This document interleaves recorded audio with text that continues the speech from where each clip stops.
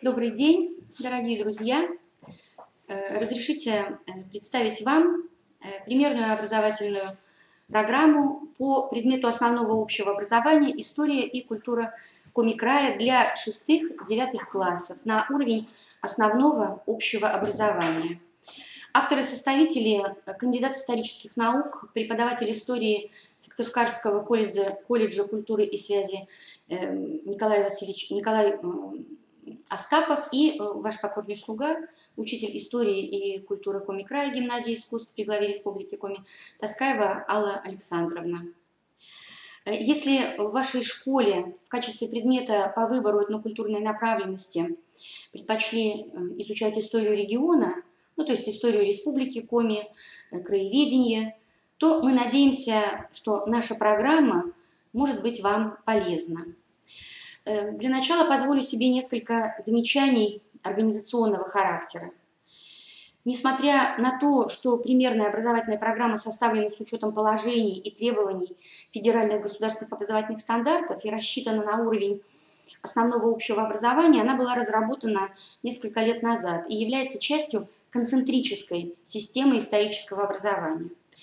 С 2015 года в преподавании истории начался переход на линейную программу в соответствии с историко-культурным стандартом и концепцией нового учебно-методического комплекса, по которому история России преподается, и будет в некоторых школах преподаваться еще только, с 5 по 10 класс. То есть изучение истории 20 и 21 века вынесено за рамки основного общего образования.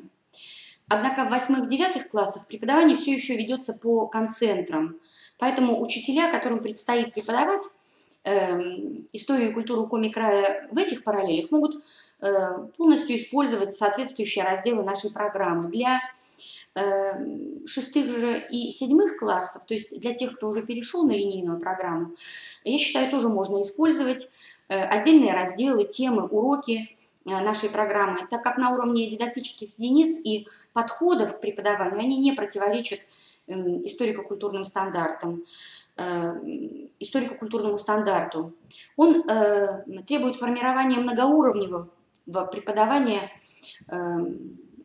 истории. То есть любое историческое событие должно рассматриваться на 3 уровнях: общемировом, российском и региональном.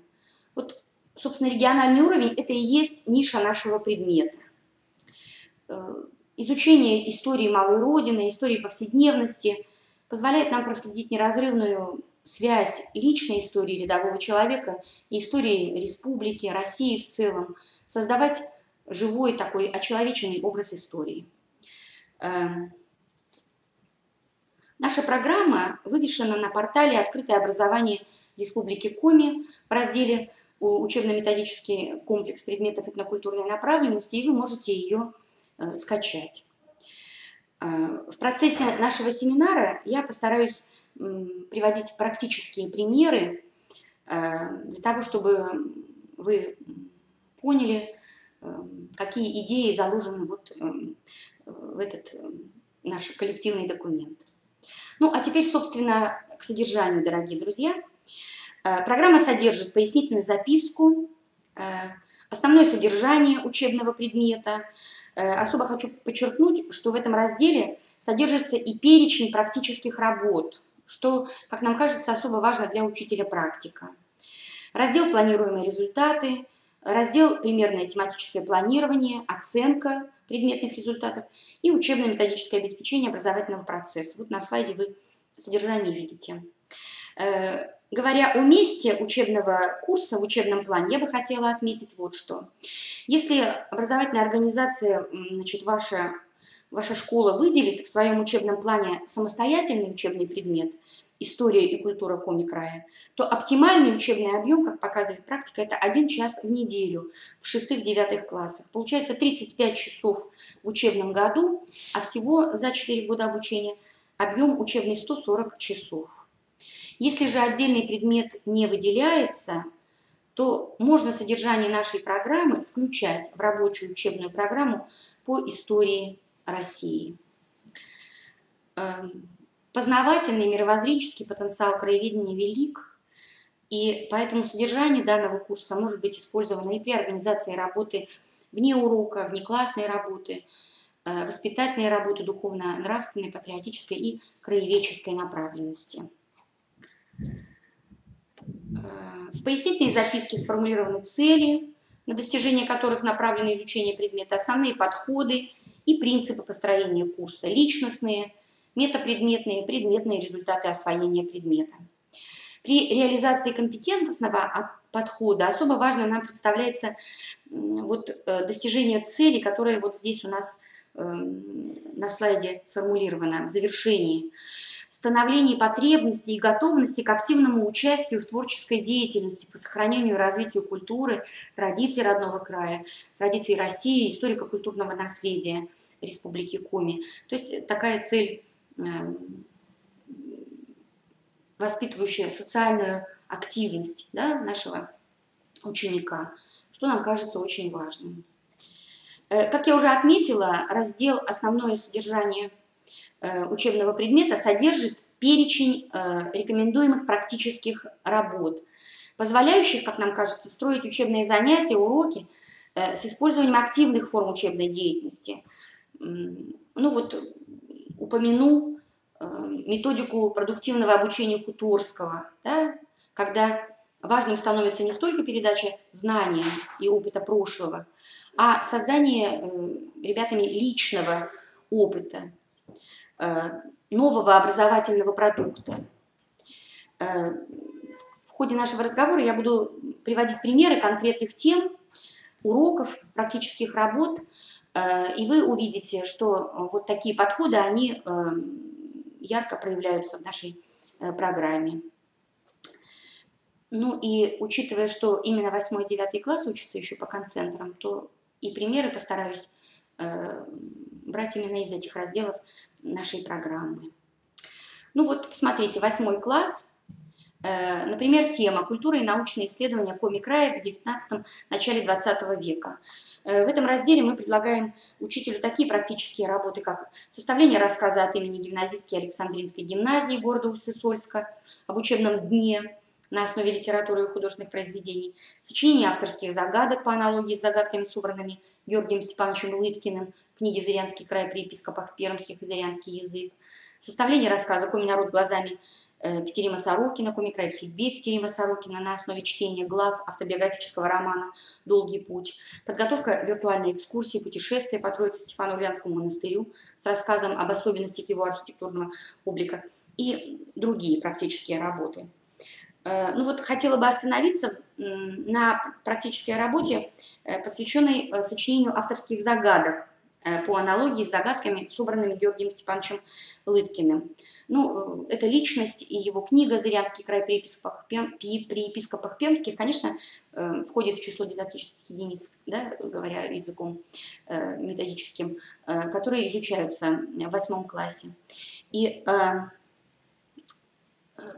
книга эта на самом деле удивительный такой исторический источник для нас. Она была издана к 600-летию со дня Успения святителя Стефана Пермского, а сам Георгий Степанович издал ее к 500-летию со дня Успения святителя Стефана Пермского. Эту книгу называют «Энциклопедия зырянской жизни», и хотя строго это пособие для изучения языка, но если вы когда-нибудь вот ее открывали, то там и житие Стефана Пермского, и житие Герасима Петерима Ионы на русском и на коми-языках. Большущий раздел – это грамматика коми-языка, словарь коми-русский и удмуртский. Но я вас хотела бы адресовать к разделу «Тексты».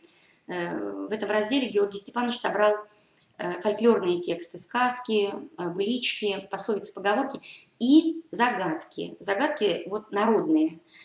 Чем они нам интересны? Все дело в том, что когда мы начинаем отгадывать эти загадки, представьте себе, что он собрал их в конце XIX века, значит, бытовали они еще раньше. То есть через эти загадки мы можем фактически прикоснуться к мировоззрению коми-человека, живущего вот в традиционной культуре.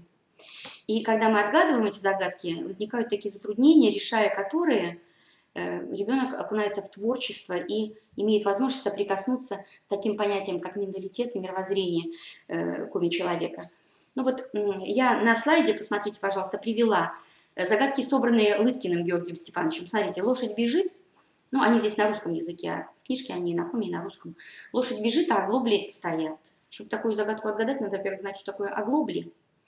Разбираемся и выясняем, что это часть упряжи, да, и оказывается, отгадка – это река. То есть образы предметов быта человек переносит на природу. И наоборот, мать кривая, а сын дурачится. Мама с чупля, а пи из Йойтала. Это прялка и веретено. Очень удивительная загадка. Ворон навзничь летит. Нам никогда не удается ее отгадать. С детьми вот ребята сами не могут. Потому что такой образный ряд для нас непривычен. Что значит ворон навзничь летит? Это значит, птица, когда летит, она спокойно, ровно бьет крыльями. А что значит навзничь, наоборот, да? То есть она ранена. И вот когда птица ранена, она летит, бьет крыльями беспорядочно. Я всегда вот показываю ребятам такие волны. И образ оказывается удивительной зашифрован. Это кипение воды. Представляете, вода кипит в чугунке, в печке, булькает, да? И вот у человека ассоциация с полетом птицы раненой, которая тоже беспорядочно бьет крыльями. Ты, брат, иди туда, а я в другую сторону. Встретимся, город построим, поезд, да? Город деревянный, город соломенный, город тряпичный, крикун без языка. Это люлька, матрас, ребеночек, да, который кричит, но еще не умеет говорить. И вот в этих загадках особая такая образность, метафоричность, целостность, вот перенос образов природы на предметы быта, наблюдательность коми-человека, да, дети отмечают, знание особенностей природы, животных. Когда такие загадки отгадывают ребята, они потом говорят, ну надо же, а мы всегда думали, что люди в прошлом без интернета, без компьютера были такие прямые, простые. А получается, что мы даже иногда мыслим более просто и приземленно и предметно по сравнению с человеком традиционной культуры. Ну, а практическая работа состоит в том, чтобы ребята потом по аналогии составили свои загадки. Я тоже, вот посмотрите, пожалуйста, привела некоторые наиболее мне понравившиеся. Вот посмотрите, водопад с узорами. С одной стороны тепло, с другой холодно. Это узоры на стекле, да, замороженное окно. Две сестры, одна с острым языком, другая с длинным. И всегда под руку ходит иголка с ниткой. Ну вот следующая загадка просто потрясение. Когда мне девочка ее показала, я думаю, ну надо же, как это здорово. Все-таки дети, они очень творческие люди. Под землей птица гнездо свела, яиц нанесла.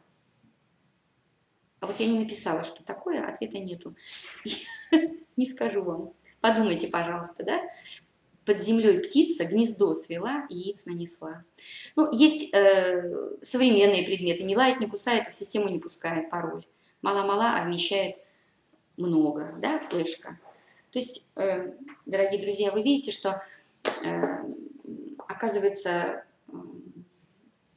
вклад Георгия Степановича Лыткина в развитии гуманитарных наук в конце XIX века, в начале XX можно как бы изучать не просто, ну, перечислив, где он учился, где преподавал, как это заведено, а вот через его книжку, которая действительно настоящая такая кладезь. Настоящая кладезь.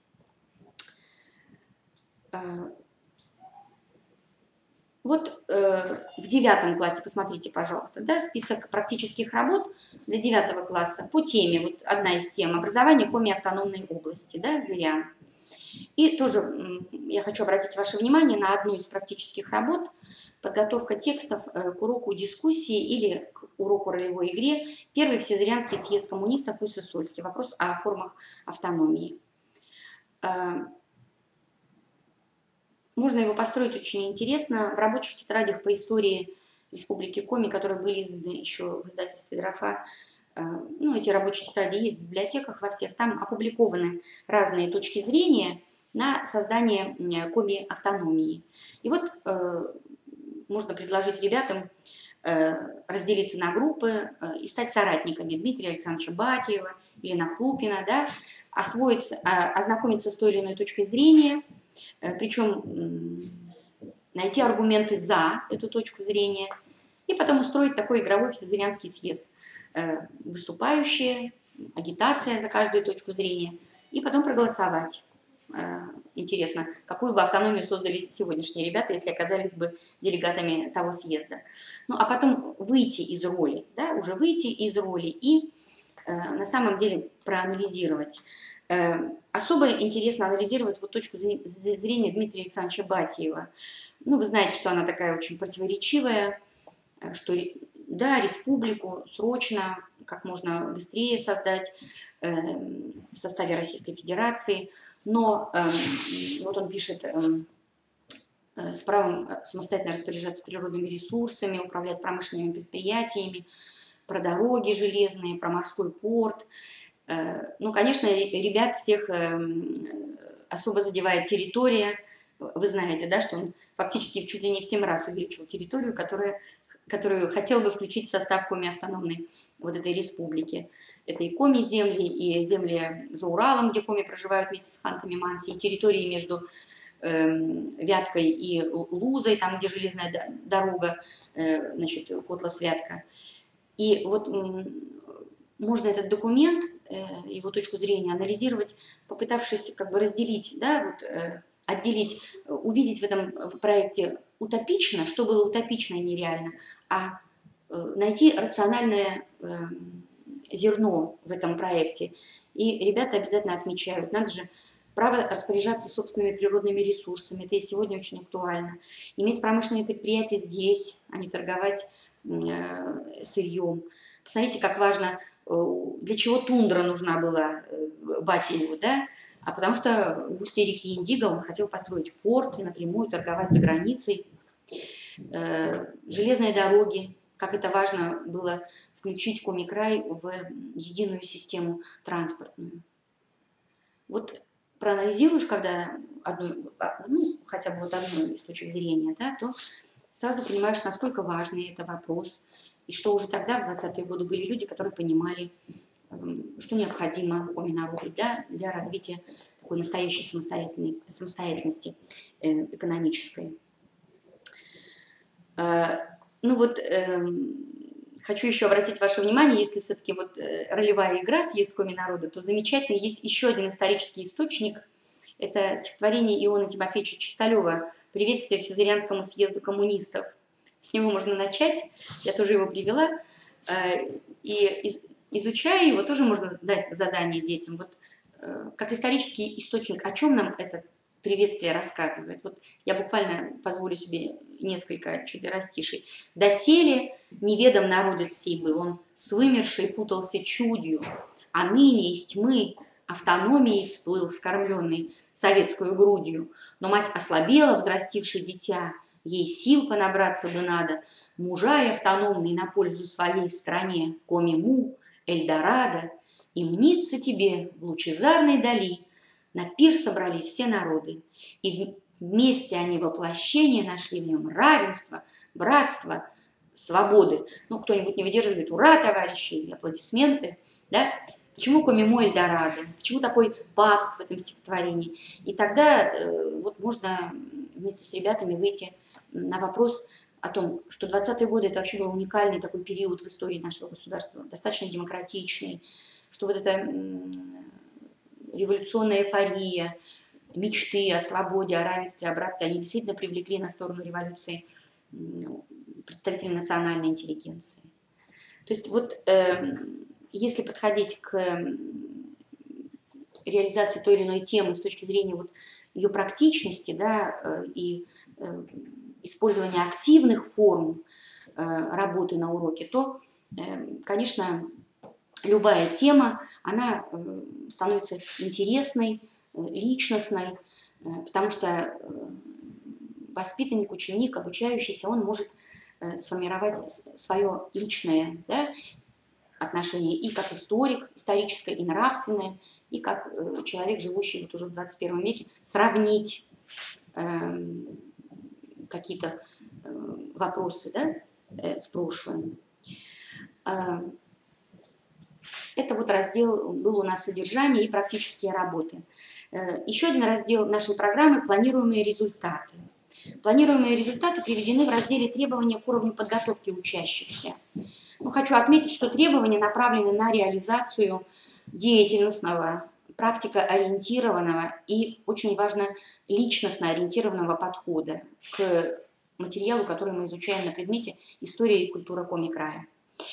В этом разделе, конечно, есть рубрики «Ученик научится», это базовый уровень, и ученик имеет возможность научиться, это повышенный уровень требований вот к результатам изучения нашего предмета.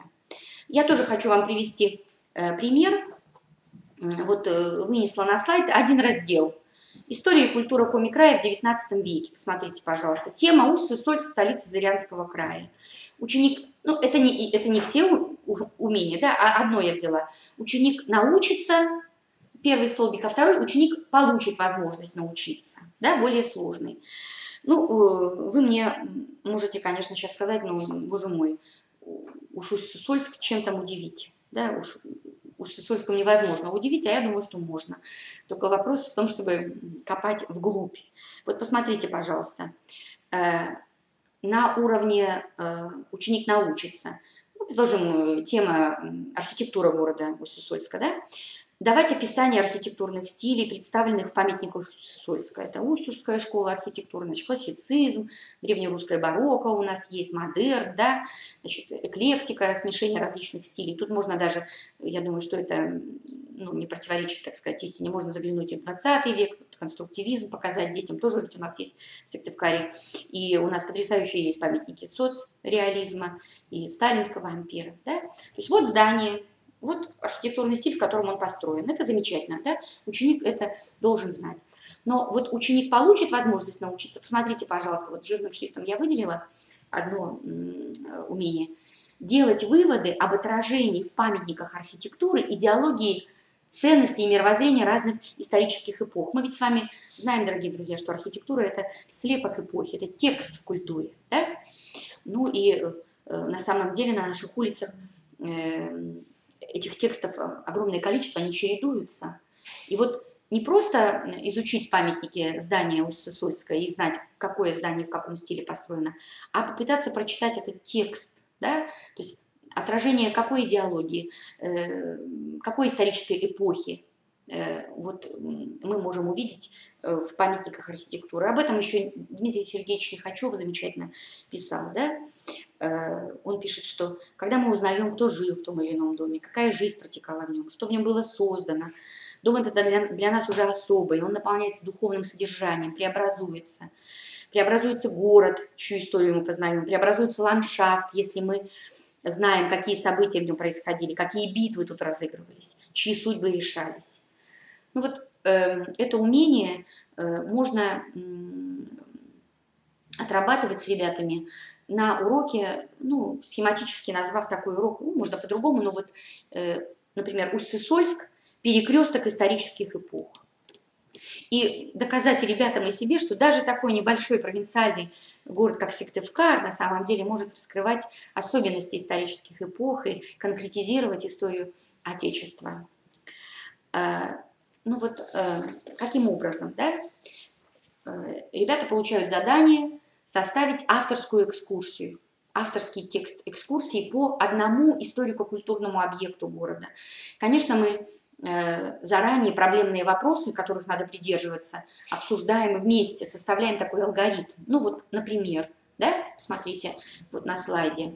Выберите объект историко-культурного наследия города, понравившийся вам.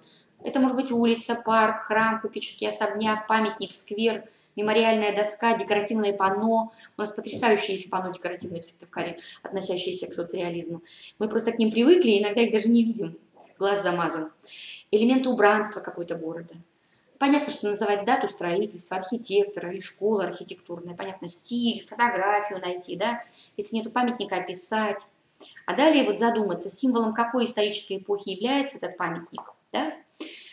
Какой век отражает, в чем конкретно эта символика выражается, косвенно или прямо вот на памятнике, да? Очень важно, какой эмоциональный отклик вызвал у вас этот памятник. Можем ли мы сказать, что этот памятник является хранителем истории, отражением ценностей одной или нескольких исторических эпох? Правильно ли уничтожать памятники предыдущих эпох, даже если они не выражают ваши ценности? Вот когда ребенок задумывается об этом, да, творчески подходит, это, конечно, такая домашняя работа, она может во времени растянута, то в результате рождаются вот эти тексты авторские, текст экскурсии по одному зданию, например, да, или по одной улице. Сквозь время проходит ученик, ему нужно проследить историю, да, этого места, и царская Россия, и советская, и современная, сопоставить. И вот в качестве примера я позволю себе, дорогие друзья, привести один текст, детский, авторскую экскурсию Ивлевой Оли, ученица 9 Г класса. Она вот выбрала такую площадь перед Свято-Вознесенской церковью Кирульской. Вы вот посмотрите, пожалуйста, на фотографию, вы видите храм, а на переднем плане, посмотрите, пожалуйста, да, это мемориал, историко-революционный мемориал, посвященный революционерам ссыльным, которые здесь были похоронены на кладбище Уссысольском, ну и дом Никаликовой, которая тоже была похоронена на этом кладбище. Может быть, вот учителя старшего поколения помнят надпись, которая была вот на этом пилоне горизонтальном. В памяти многих поколений навечно останется наше время. Ну вот сейчас уже храм возрожден, и памятник почти демонтирован. Да, то есть вот разные эпохи борются. Вот послушайте, пожалуйста, Ивлева Оля. Здравствуйте, дорогие друзья. Есть в нашем маленьком городе такие места, которые можно на самом деле назвать перекрестком эпох. Именно такой перекресток встречает всех гостей города, приехавших к нам на автобусе на автовокзал. Это площадь перед действующим Свято-Вознесенским храмом. А история этого места очень интересна и противоречива. В 1822 году на окраине города Уссысольска построили кладбищенскую церковь. На дворе первая треть XIX века, поэтому построена она была в стиле русского классицизма. Это был храм-корабль, здания церкви и колокольни стоят в связи, вместе. Двухъярусная колокольня придавала зданию устремленность ввысь. Традиционные портики, колоннады украшали храм. Здесь хоронили своих умерших жителей столичного зырянского города более 100 лет. Наступил 20 век, с его потрясениями и революциями, отгремел 17-й год. К власти пришли большевики. Партия, отрицавшая Бога, запретившая верить и ходить в церковь. Храм закрыли в 1923 году, а на кладбище все еще хоронили горожан. Именно здесь, в 1927 году, в честь десятилетия советской власти, была перезахоронена героиня гражданской войны, красная партизанка Добна Каликова. Похоронили ее с революционными почестями. Новой власти, как бы она ни отрицала религию, нужны были новые революционные святые, новые мученики за идею. Но пройдет всего 7 лет, и власти примут решение о закрытии и сносе кладбища.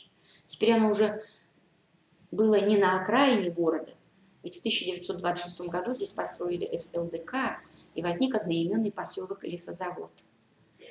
Можно просто перестать хоронить людей. Зачем же сносить кладбище? Мне этого не понять. Кладбище сравняли с землей. Не перезахоронили даже Домну Каликову. Она для власти только лозунг. Долгие годы здесь был пустырь, храм ветшал. Потом построили военкомат, хозяйственные постройки. В преддверии 1978 года, накануне 60-летия советской власти, спохватились. Могила Домны Каликовой утеряна. Выяснилось, что на старом городском кладбище похоронено было еще несколько ссыльных во времена царской России. Поэтому решили построить новый памятник – историко-революционный мемориал борцам за советскую власть. Над символическими могилами установили лозунг «В памяти многих поколений навечно останется наше время». Я думаю, люди советской эпохи читали эти слова, думая о героях гражданской войны, как о борцах за справедливость. Они считали, что их подвиг не должен быть забыт никогда. А я эти слова воспринимаю уже по-другому. Время гражданской войны – это страшная трагедия и для белых, и для красных. Тысячи погибли, миллионы покинули родину. Брат шел на брата. Такое время хочешь забыть, но не забудешь. Мне кажется, что до сих пор мы не преодолели этого страшного раскола. В 1991 году распался Советский Союз. Началась новая историческая эпоха России. С 1994 года возрождается Русская Православная Церковь, Свято-Вознесенский храм, снова дом молитвы. Памятник революционерам демонтирован.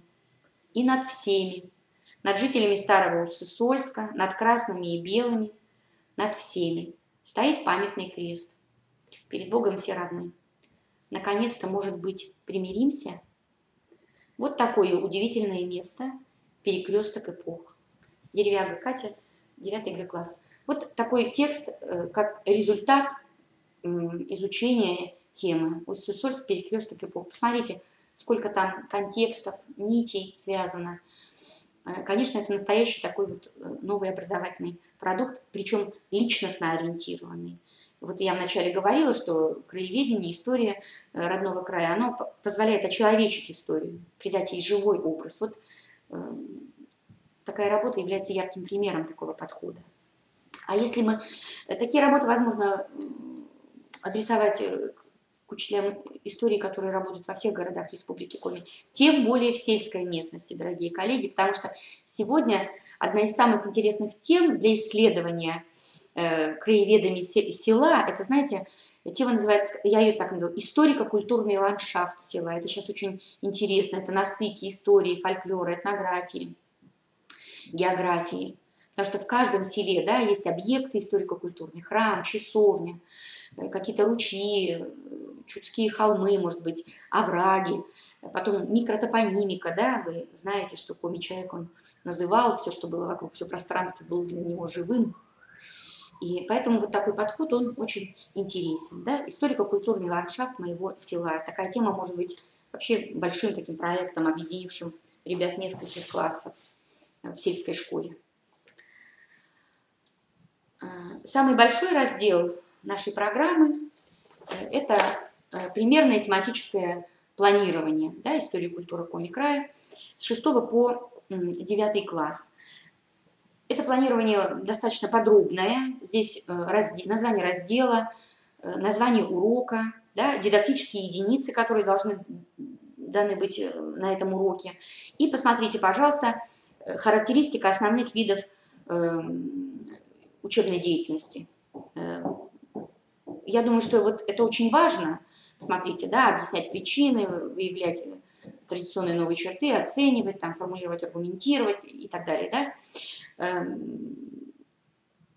Если я заранее, да, как учитель, который готовит урок, могу посмотреть, вот на что мне надо обратить внимание, это мне помогает и подобрать формы работы активные, чтобы ребенок на уроке был автором, да, активно работал.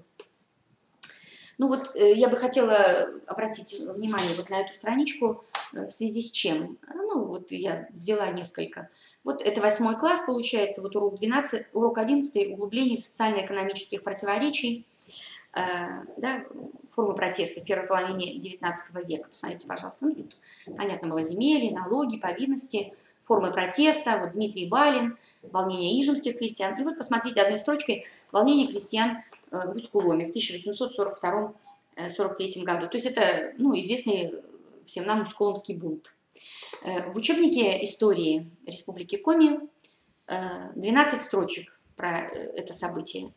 Никаких оценок, только констатация факта. В таком-то году крестьяне Усть-Куломской волости выступили против злоупотреблений местных выборных чиновников при раскладе податей. Ну и дальше там выбрали свое самоуправление, значит, вот не пускали чиновников, потом пришел отряд вооруженный, да, 200 человек, вот так и так, этих сослали, этих наказали. Подати взысканы, все, 12 строчек. И, конечно, вокруг этих 12 строчек очень трудно построить урок. А событие, на самом деле, для Коми края очень интересное. И тогда вот, если вы посмотрите столбик характеристика основных видов учебной деятельности, да, то там, вот, например, использовать изученные исторические источники. И среди других источников, посмотрите, очерк Василия Кунгина «Усть-Куломский бунт». пьесу Савина «Куламдынца бунт». Ну, это 9-й уже, конечно, класс, да, 20 век, но с опережением можно их сопоставить. Вот Василий Кунгин написал очерк. Он тоже опубликован в журнале «Общее дело» и доступен в библиотеках, его можно найти. Причем Кунгин, вы знаете, он опрашивал жителей Усть-Кулома, еще тех, которые застали бунт, были сами участниками.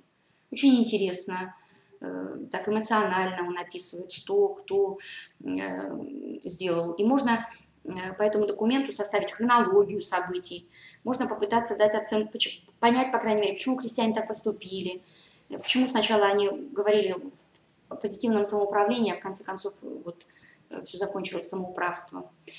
Правда, Кунгин, он критикует усть-куломских крестьян, он в конце очерка говорит, что вот усть-куломцы опозорили Коми-край, теперь куда не приедешь, если скажешь, что ты с Усть-Кулома, обязательно подумают, что ты бунтовщик. То есть вот Кунгин отрицательную оценку дает выступлению крестьян. И совсем другая оценка этого события, конечно, в советской историографии. Понятно, что после революции произошла героизация этого события. Да? В 1939 году, 1939 год, был даже издан целый сборник «Документы», внимание, революционного выступления усть-куломских крестьян. То есть уже не просто бунт, а революционное выступление против царя, против эксплуатации и так далее, и так далее. Савинскую пьесу тоже можно, да, вот, посмотреть, как он изображает героев. То есть, посмотрите, получится целый настоящий урок, который потребует от учеников вот, не просто что, когда, где, а проникновение, погружение в тему. Ну и на выходе, вот у меня написано здесь, посмотрите, формулировать, аргументировать личную точку зрения, высказывать оценочные суждения. Вот ребята пытаются дать оценку и вот выступлению усть-куломских крестьян.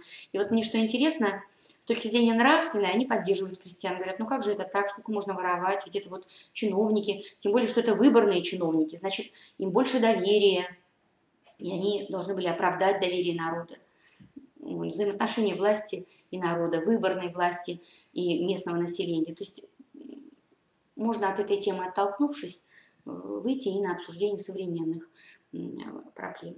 То есть вот одна строчка «Волнение крестьян в Усть-Куломе» в 1842-43 году в содержании, да? А если мы посмотрим характеристику учебных действий, то вот, посмотрите, мы отмечаем, хорошо бы знать источник, вот Кунгина, хорошо бы личную точку зрения сформулировать.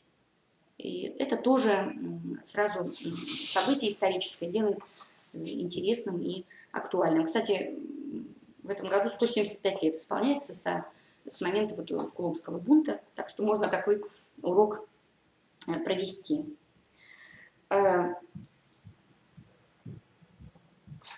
Еще один хочу привести вам пример.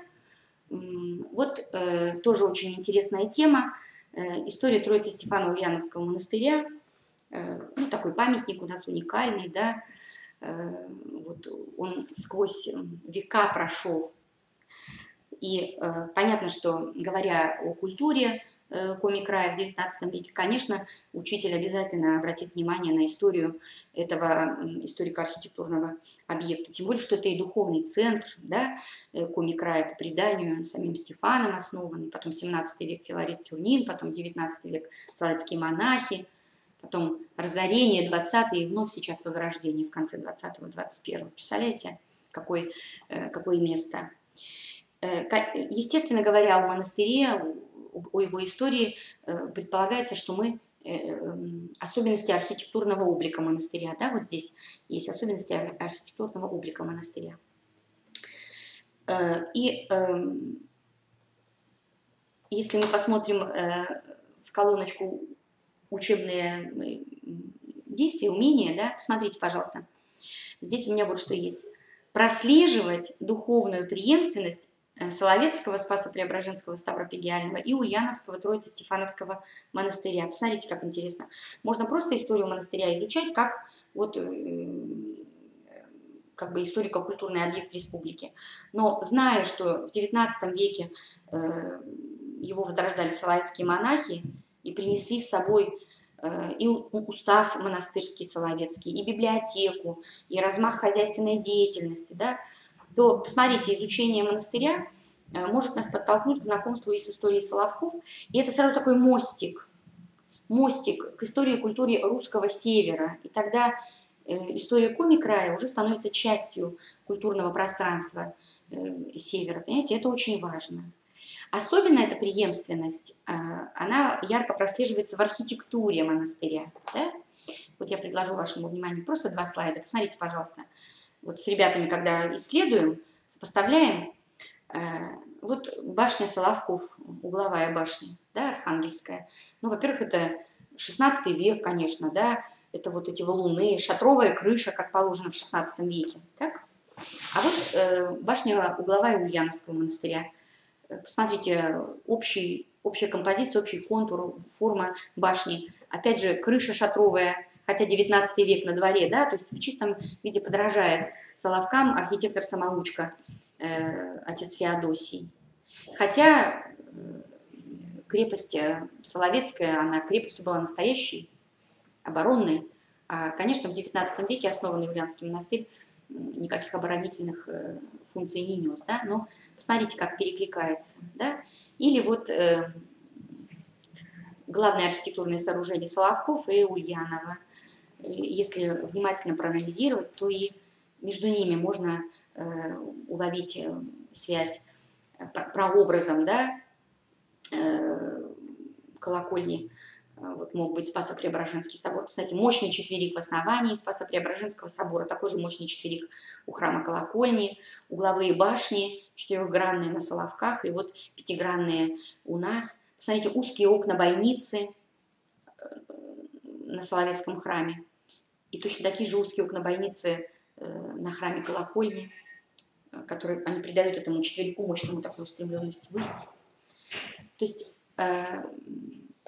подходя особенно вот к изучению вопросов культуры, да, можно не бояться раздвигать рамки, да, и вот эти мостики перекидывать. Они только, я бы сказала, повышают как бы статус исторического материала, который мы изучаем на предмете истории и культуры Коми-края.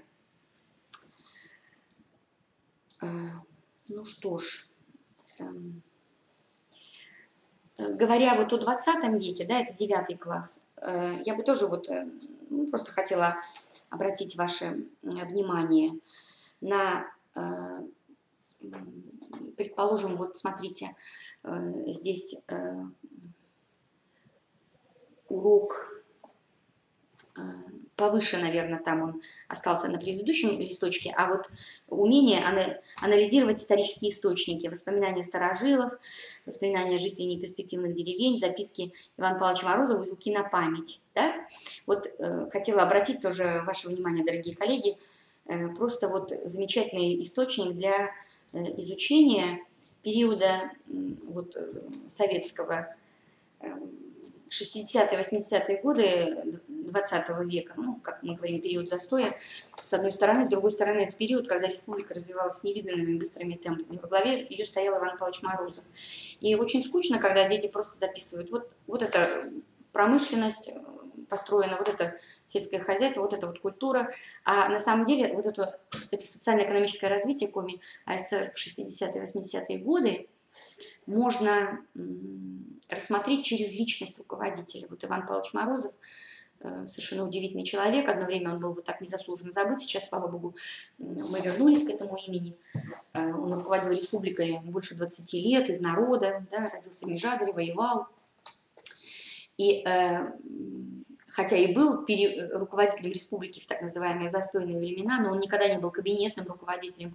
Его воспоминания опубликованы о нем, есть книжечки замечательные. И вот в одной из таких книг я нашла документ, записки. Он вел записную книжечку, называлась эта книжечка «Узелки на память». Она была не предназначена для публикации, он туда писал то, о чем, как говорится, сердце болело. Это так интересно проанализировать с ребятами. Сразу возникает вот не просто имя со страниц учебника, причем эпохи, которая уже ушла, и эпохи, которую в основном как бы поругивают, да? Вот он пишет, что нам нельзя бояться частичного возрождения частной собственности пишет, что, конечно, фабрики и заводы должны быть в руках народа, а вот сфера услуг бытовых, да, парикмахерские, столовые, все это у нас пока на низком уровне, людей обслуживают плохо. Чего мы боимся? Надо отдать в руки кооперативов, в руки вот предпринимателей частных. Это повысит уровень услуг. Это то, что потом произошло в годы перестройки. Или он пишет о коррупции, пишет о мохнатой руке, пишет о бюрократии. Пишет, знаете, о чем? О том, что это ненормально, что инженер получает мало. Инженер, он получил образование, на нем такая ответственность, он должен получать больше, чем просто рабочий человек. Вы помните, что была такая эпоха, когда инженерно-технические работники вынуждены были уходить со своей работы там, на любые простые должности. Пишет о том, вот мне очень понравилось, что такое дважды, трижды Герой Советского Союза, пишет. Как это так может быть трижды Герой Советского Союза? Вот награда должна быть такой высокой, что один раз ее наградили и все. А дважды, трижды невозможно. Если человек совершил какой-то поступок, дайте ему другую награду. А дважды и трижды Герой Советского Союза быть не может и так далее. То есть понимаю, что Иван Павлович понимал все проблемы, вот, но где-то даже опережал свое время. И через приоритеты его, да, как руководителя республики, можно выйти на развитие промышленных объектов того времени, сельского хозяйства и культуры. Там у нас и университет, да, открытие университета, и Финно-Угорский конгресс, и, конечно, эти дороги, строительства, и северные города, и так далее, и так далее. Ну, это в качестве вот таких как бы примеров, которые есть в нашей программе, и вы можете ими воспользоваться. Вы можете ими воспользоваться. Ну и, дорогие мои друзья, я бы хотела сказать, что в заключении, да, что как учитель-практик, конечно, трудность преподавания предмета истории культуры Коми-края заключается в неразработанности учебно-методического комплекса. Поэтому, конечно, вот такие творческие, проектные работы, исследовательские, которые вы можете делать с ребятами, такие созданию образовательных продуктов, они потом могут быть доработаны и использованы на уроке в качестве вот, различных пособий, да, в качестве различных пособий. А такими образовательными проектами может быть и вот авторский тест по теме, какая-то схема, таблица, опорный конспект, авторская презентация, вот загадки, сочиненные по образцу, написание авторского текста как освоение темы, эссе, сочинение размышления, экскурсия по одной картине. Это тоже очень интересно. Вот Национальную галерею нашу можно посещать, и тема развития культуры во второй половине 20 века, она есть. Была раньше такая передача по телевидению «История одного шедевра». Вот по этому образцу можно с ребятами писать экскурсию по одной картине, и это тоже будет ваше авторство, да? Составление текста выступления для ролевой игры от имени исторического персонажа в «Вживании в эпоху», исследовательские работы. Ну, конечно, невозможно историю Коми-края изучать только за партой, и те, кто серьезно занимается изучением краеведения, они обязательно путешествуют, поэтому экспедиции, поездки по малой родине, может быть, даже участие в восстановлении православных храмов, сценарии праздников народных. Все это может быть образовательным продуктом, очень важным для ученика, да, поскольку, создавая свое, ученик, конечно, проявляет личное отношение, самое главное, формируется ценностное отношение к прошлому нашей республики. Ну и в завершении, вот завершающий слайд, я бы хотела обратить внимание на темы, уроки, которые вот могут быть вами проведены именно в различных активных формах. Посмотрите, пожалуйста.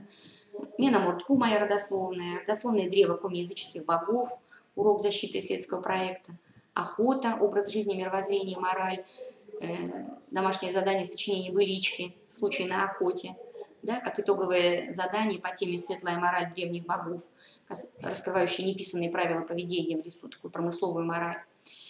В поисках легендарной биармии, путешествие викинга в биармию. Анбур, к истокам коми-письменности, урок исследования, сопоставление источников Анбура, греческой, славянской азбуки, коми-пасов. Зырянская Троица, икона, размышления над образом. Да? Почему мы можем назвать икону Зырянской Троицы духовным завещанием Стефана Пермского? Вот я сказала только что художественное искусство Республики Коми. Иван Павлович Морозов. Вот. Очень интересная тема, ролевая игра, урок «Судьба неперспективных деревень». На примере деревни Лымба, вот у меня как Кировского района, вы можете взять любую деревню, которая находится рядом с вашим населенным пунктом. И множество других тем. Дорогие друзья,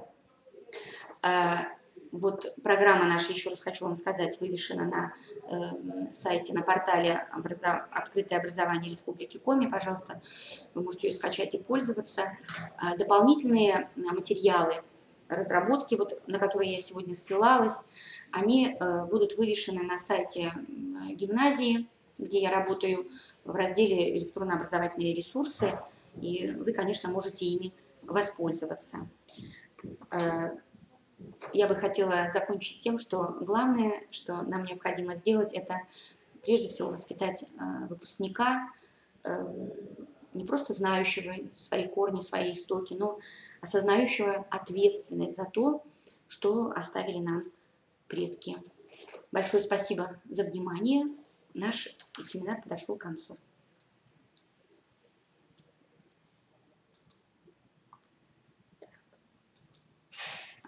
Mm-hmm.